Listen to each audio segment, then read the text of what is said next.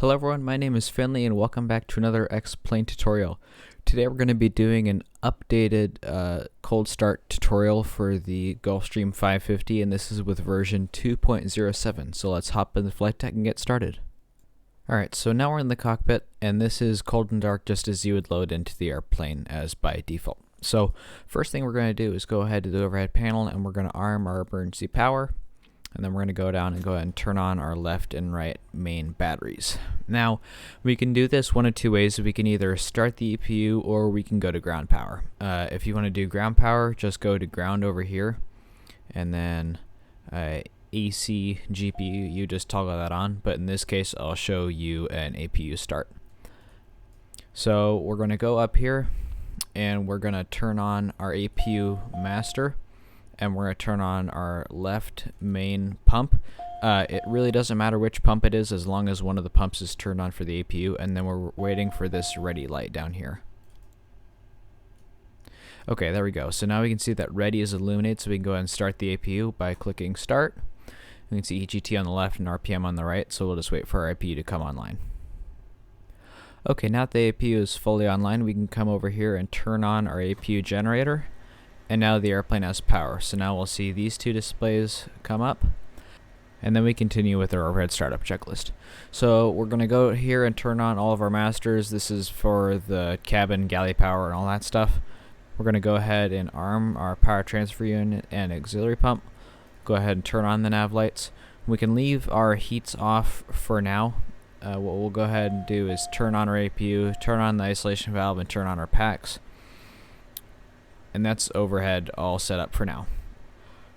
You can adjust your displays down here however you like them. I personally like to put full over here and leave the 2/3 over here.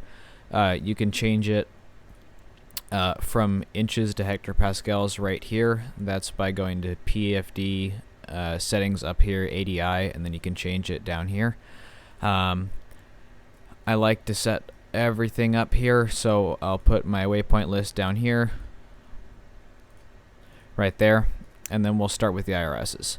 So we're going to go down here and turn on all three masters right down here, and then we'll go to pause init on the FMC. We'll load the GPS 1 position down there, and then we can see that it's loaded, and then we can go into our flight plan, and you can check out my flight plan tutorial video, which is in the description down below. Now, another common problem that people have with this airplane is why their controls won't move. So to do that, it's removing this gust lock, which is typically installed or turned on rather if the airplane's going to be parked outside where it's windy, because you don't want the flight controls to move. So just lower this red handle down and then your flight controls are free to move. Lastly, make sure you go to the ground page and then turn off all the covers.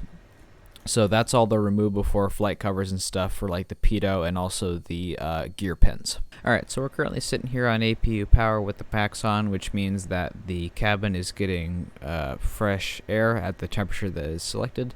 We'll go ahead here and make sure that our doors are closed and chocks are removed, so we'll go ahead and start up the engines. So first thing we'll do is turn on the beacon. We'll go ahead and turn on all 4 of our fuel pumps over here. Go over here and turn off the packs. We'll make sure that the APU is on and the isolation valve is illuminated. We'll come down here and turn on the start master, and we'll go ahead and start the left engine first. So we'll uncover this and we'll check that it's illuminated. We'll go ahead and cancel the warning, and a tip is that you can hit the warning inhibit and then it won't beep at you. So we're watching here, waiting for about 20% on the high pressure, and we'll introduce the fuel.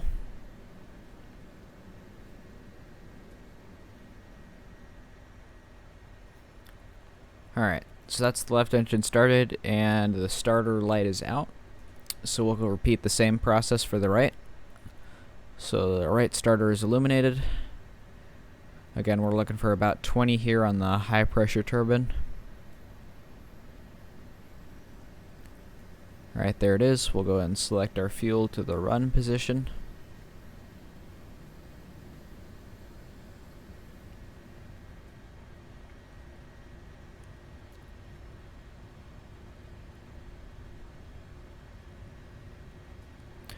Alright, Now both engines are started, so what we'll do here is we'll turn off the start master. We'll go ahead and turn off the APU bleed and close the isolation valve.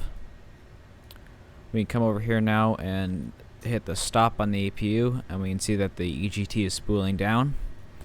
We can come over here and turn our anti-ices to auto. We can turn on our AOAs, our probes, and our windshield heats. We're still waiting for the APU to spool down now. And there we go. We can see that the APU is now starting to shut itself off. And I like to wait typically until it gets about below 10% RPM, and we'll turn off the master. Now we can review our CAS. So we have ground spoilers unarmed and parking brake on. So the ground spoilers, when you go to take the runway, it's down here in the lower pedestal. You just flick that to arm. And of course, since we're sitting here with the power closed, if we go to our flight control schematic, we see that when we bring the power to idle, that the boards come up. But we'll leave that closed for now because we don't want our boards popping up on the taxi.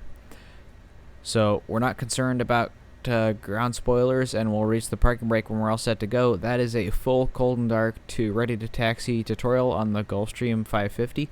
Leave me any questions you have down below, and we'll see you in the next one.